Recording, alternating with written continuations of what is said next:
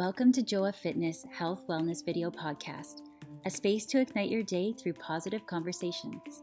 We bring people that have created excellence in their life, sharing high vibration in their reawakening path.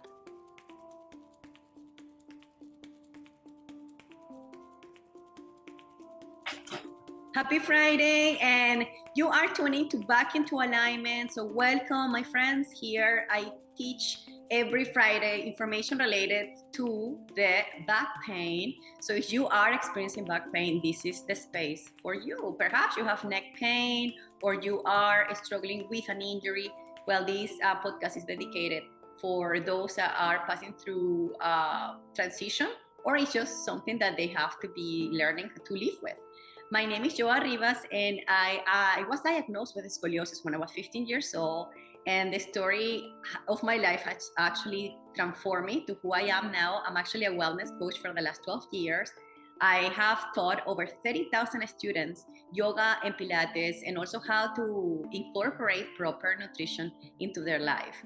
I really love what I do, and I find interviewing doctors and interviewing physiotherapists and healthcare professionals has helped me a lot to understand what's happening in my body, and also to know that they're actually professionals helping us to perform and to have an optimal life.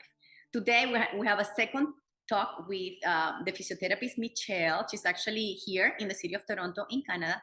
And it's very exciting to talk to a woman that is a mother of two and is actually dedicating over 25 years of her career to support those with body aches. So welcome, Michelle. How are you? I'm good. Thank you very much for having me here today. I'm doing really well. Awesome, Michelle. Last time we were chatting about back pain and how this can affect people, including pregnant women, including those that are sitting for long hours.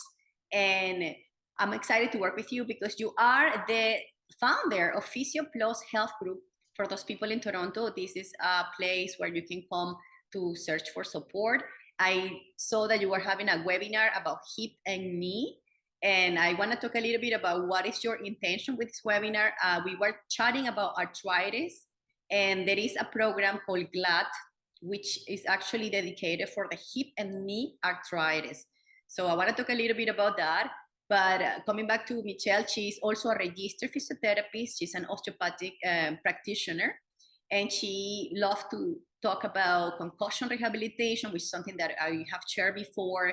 She likes to share information about pelvic health floor and sport bracing specialist, which is very important for all those athletes out there, and acupuncture, which is amazing. I love acupuncture. I received acupuncture for the first time when I was 15 years old, and it definitely it gave me this balance in my body, not only in my body, but in my emotions and in my mental health. So really good that you have so much. We're talking about 25 years of dedication, helping individuals to improve their health. So Michelle, last time we were talking about the importance of the core muscles, and you actually describe this area as a can. Can you please remind us a little bit of the last episode and how sometimes we forget about this important part of our body? Yeah, for sure I can do that. So you're right. I mean, I think when people think about core, it's a very common word, but I think the big misconception is that when they think of core, they think of the six pack or your abdominal muscles. And yeah, your abdominals are part of your core. But what a lot of people aren't aware of is that you have three other core muscles. So you've got, if you think of it like a can, like you said, a can or a canister, it's a three-dimensional structure. And so the front of the can is your abdominal muscles, and it sort of wraps around the front and the sides of the can or your trunk. And it's not the superficial six-pack muscle, it's the deep transverse abdominis muscle. So that forms the front and the sides of the can, and that sort of wraps around your stomach and around the side of your trunk. The top of the can is your diaphragm. It's a muscle, and it works with your abdominals to stabilize your back and pelvis. The bottom of the can are your pelvic floor muscles. The pelvic floor muscles are like a little hammock or sling of muscles at the bottom of the pelvis that they support your pelvic organs and do all sorts of different things and responsible for many different functions. But they're one of the key functions is to support the pelvis and low back. They work with your abdominals and with your diaphragm. They're part of your core. And the fourth muscle group is the back of the can, which is the small little muscles that kind of line along the length of your spine. And so together, those four muscle groups form this three-dimensional top, bottom, front, sides, and back. And they give you that stability in your center so that when you move more efficiently with less strain on your spine. Yes. So this is a very complex area, as you were explaining. It's so important to know how to activate it so we can actually have a better stability in our lower back, how to strengthen these muscles so we have a proper awareness of our posture. And this is actually our talk today is going to be related about posture at work. And at work sometimes means at home, because we're working from home. So many people have been transferring their jobs into their kitchen table, into their countertop, right? So it's so much like, how can we transfer our office into our home office, let's say. And something that I want to bring is some disturbing back pain statistics. We have statistics here, latest statistics. 80% of Americans experience back problem at some point in their life. We also have that 63% of people see a change when they actually bring a new mattress. That's actually something that I wanted to talk, because we sleep, a third part of our life we sleep. And we sleep in a mattress that is all, supporting us. Definitely that will not only create chronic inflammation, but also back pain. We also have that lower back pain costs in states about 100 billion every year, according to the chronic low back pain statistics. And we also know that we work around 90,000 hours we are working in our life. That's an average. Imagine 90,000 hours that you may be putting pressure in your lower back. That's a lot. So today, bringing information that will help you to improve your posture at work. Again, Michelle, give us a little bit of support on this. What do you see is the biggest issue that we tend to adapt when we are working? So one of the biggest issues I see is that just the actual physical setup of our desk, whether it tends to be a little bit better at work, yes. But I think you really hit the nail on the head there when you said that so many of us are now working from home. And we're working from home in less than ideal situations. I think it's gotten a little bit better over the course of the pandemic, but I think that there's lots of bad habits that have developed because of that. And one of the biggest things that I see that causes a lot of problems with back pain, neck pain, headaches, fatigue, is that a lot of us are working on laptops. And that creates a lot of problems when you don't have an external keyboard and you're on the laptop. Automatically, you're kind of setting yourself up in a posture that is not ideal and will contribute to all sorts of aches and pains. Yes, tell me about it. I do work with my laptop, which I sometimes sit on the couch, I put it on my lap, but I make sure that I am aligning my joints properly. Do you know that in 2021, 40% of Canadian workers were working from home?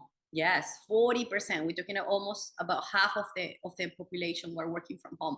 I'm not sure if this is actually completely happening right now. I hear a lot of hybrid adaptation where we actually working some days at work, at the office, some days at home. So again, we still have to know if we're working with a laptop, how we're gonna set up this laptop. One of the biggest issues happening is the forward head posture. Can you please tell us a little bit about the text neck or the tech neck, because most of the tech workers are actually having this issue. But text neck, because we're texting all the time, right? So what about the forward head posture? Yeah, so forward head posture happens with all sorts of devices and all sorts of activities that we use across our lives, whether it's at work or at home.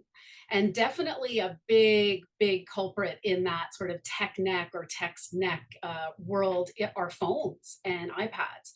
Because what we end up doing is, instead of sort of bringing the device up to us so we can keep ourselves nice and neutral, we end up looking down at it. So the number of hours that we spend texting on our phones, we're bringing our head into this downward position, which creates so much work for the muscles in the back of your neck. and they're overworked. They become tight, chronically tight. No matter how much you try to stretch them, they just remain tight because they're just being overworked. And that's definitely related to, the small devices that we hold.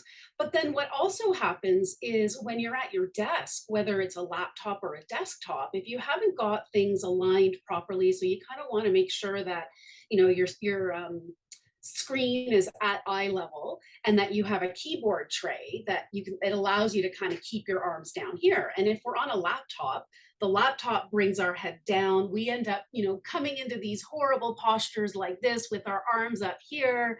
And so it creates this, head forward posture that just creates so much tightness and stiffness in your neck and your upper back and shoulders.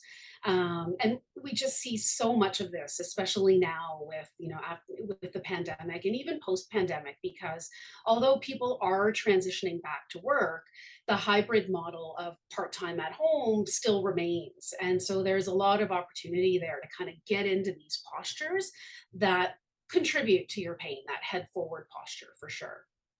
Yes, and we haven't seen so many kids, so many of our children are already developing this poor posture. And as you know, we as children, we're developing our spine. So if we are adapting these type of positions right off the bat, that's happening. And it's going to develop a generation of hunch over people, which will also affect the emotional state, because you're hunched over, somehow you don't feel confident, right? You right away when you stand tall, probably now that you're listening, you may be rearranging your posture if you're driving or you are, sitting, rearranging your posture, and it feels just good. It feels like you're opening the space to breathe, you open your diaphragm.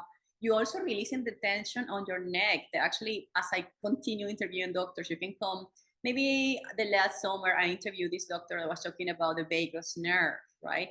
And how the vagus nerve can get agitated when we have so much tension on the shoulder. And beyond that, I learned that there is a connection between our neck and spine. And if we are putting so much pressure on these vertebrae and the cervical, can actually create a disruption in our brain flow. So we cannot even work with our full potential. We're limiting the flow of blood.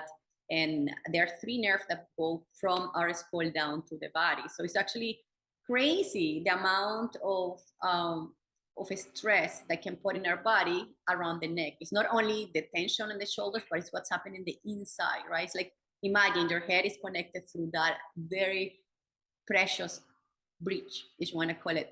And they call it the atlas of the body, which is like that connector is so important. So definitely poor sitting posture will put influence in headaches, low energy, poor circulation, wrist pain and numbness, tingling, and also low back pain, which we know this is probably the most noticeable when we get that lumbar pain, shoulder and upper back pain, and neck pain. These are some of the poor sitting posture consequences. So time to release. So how we do, Michelle? What do you do with these people when they come to you? Do you normally interview them and ask them, like, what do you do for work? Okay, tell me, like, are you sitting in an ergonomic position? How is your process to understand the stories of your patients?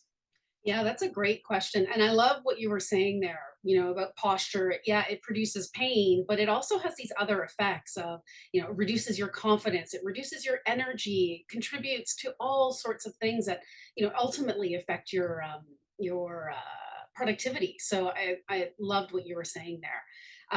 So with respect to like, how do we address this? So when I see patients, we go through, a very thorough history. I ask a bunch of questions about how the pain started, so that we can really get a sense of, what the story is, leading up to the pain. But then there's definitely a big conversation. We talk a lot about, yes, what kind of work do you do? What does a typical day look like? Are you sitting at your computer, for 8 hours a day? Are you, sitting there nonstop? Are you up and down doing all sorts of activities? To get a sense of just what a typical day is like. And then we try to get information about what their physical setup is like. Are you working at a desktop or a laptop? And if do they have a keyboard tray? So if somebody's working at a laptop, I'll dive into, okay, are you using the keyboard on the laptop, or do you have it hooked up to an external keyboard? And is that keyboard on a tray underneath the desk? Because a keyboard, something as simple as a keyboard tray, can make a huge difference with respect to your positioning when you sit. So I do get into the nitty gritty of that and really ask them a lot of questions about that. I ask them where their monitor is. Is it, at eye level? Is it in front of them? Is it off to the side? I ask them about phone, because are they on their cell phone and doing this with their neck all day? Do they have a headset? Or are they using, earphones? How are they using their phone, and how much are they on their phone? I'll ask them if they're able to get up and stand and do some of their work standing, so that they're not always sitting. So when you're on a call, you stand up, take some of your work and do it standing, those kinds of things. I ask them about what's possible for them. I'll ask them a little bit about their chair, because, are they sitting on a dining room chair that's just allowing their low back to round out? Because think of it like the foundation of a house. If the foundation isn't solid and set, straight and in a proper position, there's no way the house on top that you build will be straight. And so when it comes to sitting, the position of your pelvis and the support that you give your low back is really crucial for getting your head, neck, and shoulders in the right position. So I talk to them about their chair and try to get a sense of, is your chair giving you enough lumbar support? And then I give them even simple little hacks, like, taking a towel and rolling it up and putting it in the small of your back if your chair isn't giving you enough support. And it's a really easy thing to test, because you can just get them to sit in their chair, and then they just slip their hand behind the small of their back. And I ask them to kind of feel, do you feel like you've got a nice curve in the small of your back, or is the small of your back flat and pushing out against the back of the chair? And so if it's flat and pushing out against the back of the chair, it tells me that their chair isn't giving them enough support. And so, they can buy a new chair. It's expensive. Or you can just take a little towel, roll it up, and slide it in the small of your back to give that extra support. We talk a lot about how long they sit at the computer, because, often what we do is we sit down, we get involved in work, and 3 hours go by and we haven't moved. And over that 3 hours, we creep more and more into these postures that are not good for us. So I get a sense of how they work, and whether it's long stretches or up and down through the day, because that gives me an idea of where we might be able to tweak things a little bit to help them in terms of what they're feeling as well. Mm-hmm. Yeah, so there is a conversation related to what the day looks like, and it's important to know how you can actually bring little tweaks here and there. And we're talking about perhaps 1 to 2 minutes. I always love taking breaks, also for your mind. Sometimes we get stuck into the same activity, and we don't get much of productivity, because we just being sitting, working doesn't mean that you're definitely creating some results. It's about focus and concentration, and sometimes we don't have it when we have pinching neck pain happening, right? So there is actually about 30% of people that experience back pain is a relation on stress. So definitely having a break where you actually can just breathe and connect, that also will help you to relax. And because high levels of stress will actually bring psychosomatic response in your body, reflected sometimes as a back pain. My question also about something that it comes to me often, and I'm not a physiotherapist. I am a yoga and Pilates teacher, and I have studied so much about posture. But you, with your knowledge, I'm talking about 25 years, like that's a lot of years of seeing recurrent problems, right? Like it's always the same thing. It's like, how much can we educate people? And I think the most important is to create very simple solutions and consistent. So my question is related to the brace, those braces that people can wear. Like, do you find them that they help at all? Is there like a specific brace that you promote for people to have a better awareness of the posture? That's a great question. So I don't have a specific brace that I recommend. And when it comes to braces, though, I think they can be a good adjunct to an approach that might include a number of things that you're trying to do to fix the problem. So where these braces are useful is that they give you a bit of a reminder of, like, as soon as you slouch, you feel it, because the brace, you end up, the brace kind of pulls on you and it reminds you to sit up straight. So it's a really, really good tool to help train yourself, to remind yourself as soon as you start to slouch, oh, I've got to sit back up again. So they are useful for that, 100%. I think they're definitely something that you can look into and use. However, I do always say to people, don't rely on those fully, because it's just reminding you. It's not really fixing the underlying problem, right? So you have to, at the same time, look at some of the root causes of the problem. So look at your computer setup, your desk, your laptop, your chair, because if you don't fix or make some changes in your computer and desk setup, you're kind of just always fighting a losing battle. Yeah, the brace will tell you to sit up straight and you'll do it for a few seconds, but then you'll slouch back again. So I always encourage people, if they're going to use a brace, combine it with looking at some of the underlying reasons for why you're slouching. And there are other reasons beyond computer setup and desk setup. And like I said, it doesn't have to be a super crazy expensive fix. You can do small things like, a keyboard, an external tray for your keyboard is not crazy expensive. A towel rolled up for the small of your back is not expensive. So there are little things you can do to improve there. But then the other thing I often tell people is just get up and move more often. Set a reminder in your calendar that pops up every half hour. It's your posture check. That kind of tells you to check your posture, sit up straight. Maybe you get up and walk around the room for 30 seconds and then sit back down, because just getting out of the chair and sitting back. Circulations. Yeah, totally. And then you just realign yourself in a better position. You know what? I'm Latina, and we're celebrating the Latin heritage this month, by the way. And as a Latina, dance. You know what? Stand up and dance. If you are working at home, play your best, most playlist, and play one song at least and dance. Dancing, it makes you feel alive, and it also brings some circulation in the body. So definitely just stand up. Like you say, stand up and sit less. Sit less, stand up. Remember, like they say, sitting is the new smoking. One of the stats, as I was looking for today's talk, it says that back pain is the leading cause of workplace disability. So this is something very serious that we really are bringing awareness to you one more time, because it's never enough to remind you to improve your posture. Before we finish our call, I wanted to share and bring this beautiful story.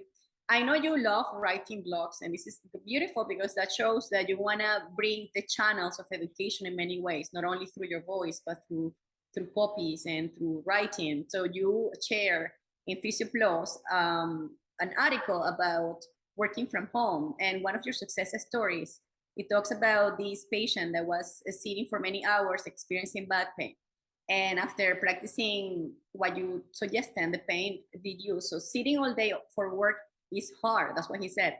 But I started blocking off more time to spend with my family. I get an hour for lunch. I only need half hour to eat, so I go on walks for the rest of the hour, which is great. They actually say there are studies that says that when you walk after a meal, you actually regulating your insulin. So this guy is very smart. He's spending time with the family, he's walking, and he's reducing the back pain. So great. This is one of your success stories. Yeah, it's a great story. And I think it really highlights that, pain can be multifactorial, right? Yeah, okay, he was working a lot. We worked a lot on, tweaking his desk setup, but he recognized he needed to get up and walk more. And so he scheduled that into his day. Rather than having to carve it out, he sort of made it part of his regular day, so he's able to get up and go for that walk, and it's stress relief. So the added component, like you were saying, of how stress can contribute to aches and pains, so he's helping manage stress at the same time. He's getting out, getting some fresh air, and getting away from the office, it makes a huge difference. And he was a very like dedicated patient. We also gave him stretches to do and strengthening exercises because there's lots of compensations that happen from posture, from sitting postures and postural habits that we have. And so he was a really great example of someone who just listened to everything we said and really made an effort to implement it both on a like small level on a day-to-day, integrating into his day-to-day routine, and then integrating some of the stretches and strengthening exercises. And the combination of that just made for a great success story for him. Yes. And as we are about to finish, I always like to finish with the highlights of our talk. Again, reminding you that people with poor posture and back pain will spend more money on pain medication and doctor's visit. But we do have the solution in our hands. So my question is related to our talk. How to make your body happy when working from home on 3 tips. All right, 3 tips. 1, I would say do what you can to optimize your work situation, your work station. You might not make it perfect, but anything you can do to make it better is great. Number 2 is get up and move more. So sit less, stand and walk more. Take those regular breaks to just get you moving. And number 3 is try to apply those same principles that we've just talked about at work to your habits at home, whether it's on your phone, sitting on the couch watching TV, reading in bed, all of those things that you do at home. If you can translate some of those principles into your home habits, it will set you up for success. Yes. Remember, motion is lotion, and we need to move and shake it and dance. It's the Latin heritage. Even if you're not Latino, Latinos are always ready for dancing. Why not? Listen, we are excited to bring more information like this. And please, Michelle, invite us to your webinar. I think it's happening very soon. Oh, yes. We've got a webinar happening next week on October 24th. It's about hip and knee pain. And we're going to cover a range of topics, talk about sort of the 3 most common causes of hip and knee pain. We're going to talk about what you can do to help and improve hip and knee pain. And we're going to be talking about the GLAD program, which is a evidence-based 6-week education and exercise program for patients with hip and knee pain. Due to arthritis? Due to arthritis, yeah. Exactly. Yes. So this is very important. Thank you so much, Michelle. You are a leader. You're a leader. You're a female leader. They bring in these amazing solutions. You're working for a better world. So I love to work with women like you. And I'm excited to have you again next week for another talk. We invite you to like and subscribe to the channel, and also to comment it. If you find any of these tips that works for you, please give us your story or give us any comment for the next episode coming. So thank you so much. Have a beautiful day. Thank you, Michelle. Enjoy the weekend. Thank you. You as well. Thank you. We invite you to subscribe to this channel and share with your community. Please leave comments below, and if you like the episode, click the like button. Have a beautiful day.